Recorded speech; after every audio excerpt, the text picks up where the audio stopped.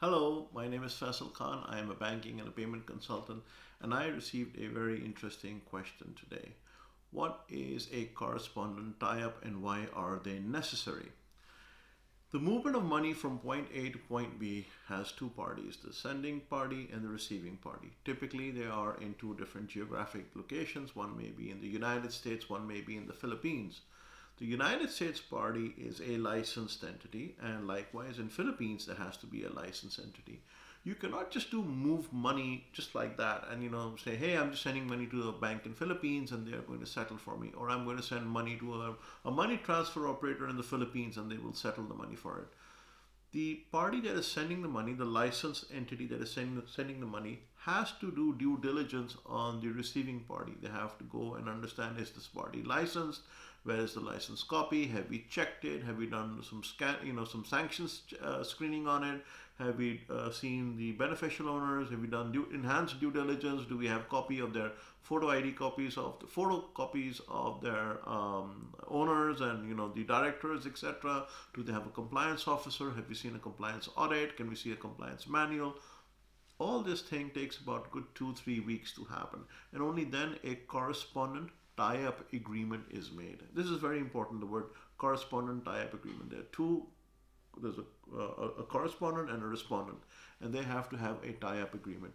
Only when that agreement is in place is the flow of funds or the money movement can be done. Without a correspondent tie-up agreement, the party in the U.S., the licensed money transmitter in the U.S., the state regulator may come in and say, okay, you're sending money to Philippines. How? We found a money transfer company online and we're giving it to them. Have you done due diligence? No. Have you done any enhanced due diligence? No. Do you have a flow of funds with them? No. Have you done a tie-up agreement? No. Can we see a legal contract on the settlement? No.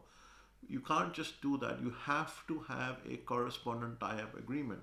Now, one of the biggest questions that people ask is, well, what if I am in the process of getting licensed in, let's say, Nigeria or in Kenya or in Bangladesh or in Pakistan? Well, until you're in the process of getting licensed, your provider in the US must work with a licensed entity. The second question is, what if I don't like that licensed entity? Well, tough luck right now, unless you bring some other party in. But what if I want to bring another party? And what if I know someone else who has a license? Can the entity work with them? Yes, they can, but like I said, it'll take maybe 2-3 weeks or maybe 2-3 months just to tie up that correspondent tie up agreement, and only then they can work together. You may complain that the correspondent tie up agreement with the existing party may not give you beneficial rates, maybe competition, etc. But these are all things that you need to do at the start of the conversation. Understand and let the originating side money transmitter know that, hey, listen, I am getting my own license. Right now, I want to know, who do you work with?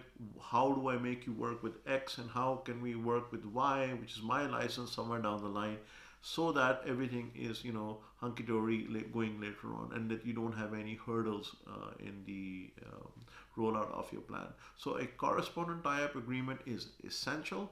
It is between two parties, and it is bound by an actual agreement, which is a result of due diligence and commercial negotiations that have been done.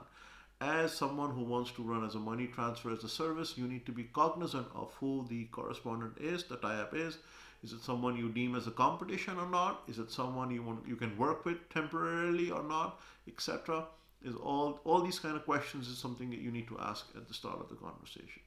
If you have any more questions or comments, please feel free to email them to me via the contact form. The link is below. Till next time, have a good one.